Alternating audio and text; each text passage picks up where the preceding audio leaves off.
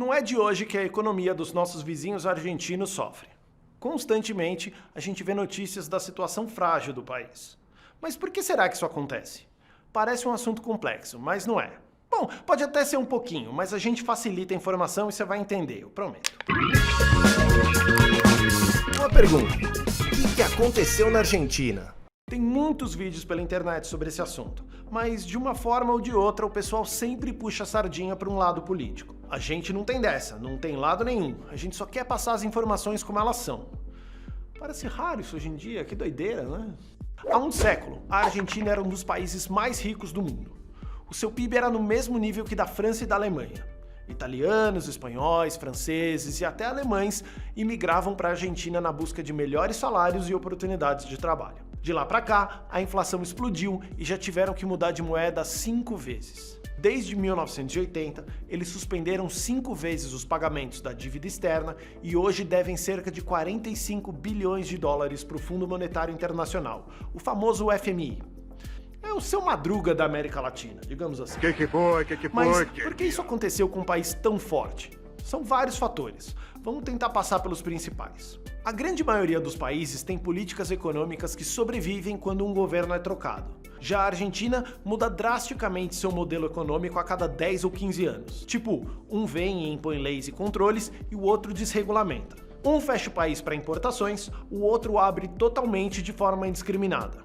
E isso vai minando a credibilidade. Isso até poderia ser argumentado pelo longo prazo de cada decisão, mas não houveram soluções de médio ou curto prazo e o país foi se afundando em dívida e inflação. No último meio século, em quase todos os anos, o problema de déficit só piorou. Apertando a tecla SAP, essa dívida histórica da Argentina ficou cada vez maior. Isso porque a galera argentina gasta muito dinheiro fora, mais do que a grana que os estrangeiros gastam por lá.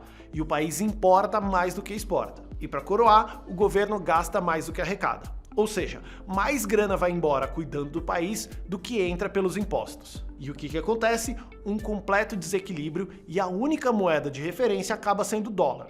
Por isso, a população por lá guarda pesos argentinos e dólares na carteira. Essa constante quebra e recuperação da Argentina vem de décadas, mas mesmo quando a guinada é para cima, nunca dá para respirar com alívio. E nem por muito tempo. Tanto é que quando você procura por crise na Argentina no Google, vem matérias de absolutamente todos os anos falando sobre o assunto. Nunca deixou de ser pauta. Em 2020, a economia global sofreu um grande chacoalhão por causa de um negocinho perigoso que se espalhou pelo mundo. Vocês sabem, mas é melhor não falar o nome para não correr risco de desmonetizar.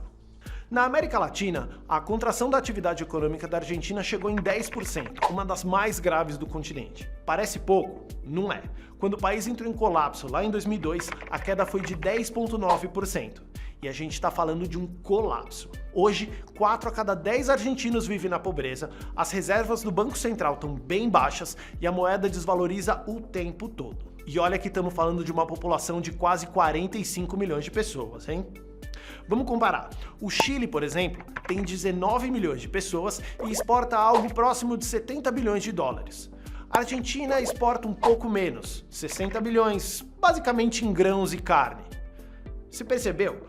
Com quase o dobro de pessoas, eles exportam menos. Quer mais um comparativo para ver como a economia estancou? Em 1976, no auge da crise do petróleo, o PIB da Argentina foi de 51 bilhões de dólares. Já o da Coreia do Sul ficou em 30 bi. Hoje, os nossos vizinhos ficam ali com 380 bilhões, mais ou menos, enquanto os sul-coreanos chegaram a quase 1,5 trilhão de dólares. Tudo isso graças a uma industrialização acelerada e condições de trabalho no mínimo duvidosas, mas isso é um assunto para outro vídeo. Em 1984, o ganhador do Prêmio Nobel de Economia, Paul Samuelson, disse que a Argentina é o clássico exemplo de uma sociedade e não uma economia que parece estar doente. Será que ele se referia a essa constante troca de modelo econômico e pouco direcionamento das atividades? Industrialização, exportação, importação, energia, transporte, agricultura, soma de crises, esses são apenas alguns dos pontos que levaram a Argentina a essa crise toda. Tanto é que tem economistas que estimam que o produto bruto por habitante no país, hoje, é praticamente o mesmo de 1974, mas com uma desigualdade muito maior. Ou seja, meio século perdido.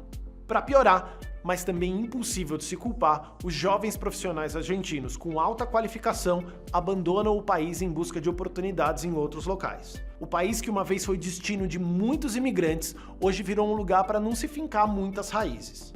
Para você ter uma ideia, entre setembro de 2020 e junho de 2021, quase 60 mil pessoas saíram do país. Por dia, mais ou menos 200 argentinos colocaram as esperanças em outras terras. E um detalhe, esse é o número total de pessoas que justificaram a saída como mudança mesmo. Muita gente pode colocar turismo ou estudo, sair e também não voltar. A Argentina está enfrentando mais uma grande onda migratória e boa parte da imprensa está chamando o fenômeno de êxodo. Tanto é que entre 2000 e 2001, na maior crise do país, a média foi de 160 argentinos saindo do país por dia. As coisas estão complicadas. A Argentina é a prova que a polarização é venenosa. A diferença de pensamentos é importante e a alternância de poder é indispensável, mas a gente tem que entender que não é porque a gente acha que tá certo que o outro tá errado. Então, não é porque um lado assumiu o poder que tem que acabar com tudo que o outro fez. Se você quiser saber mais sobre o que aconteceu na Argentina, dá uma olhada nos links aqui da descrição para entender um pouco melhor essa diferença de pensamentos e que tal ver como funciona a direita e a esquerda aqui no Brasil. Dá uma olhadinha aqui nos vídeos e até a próxima.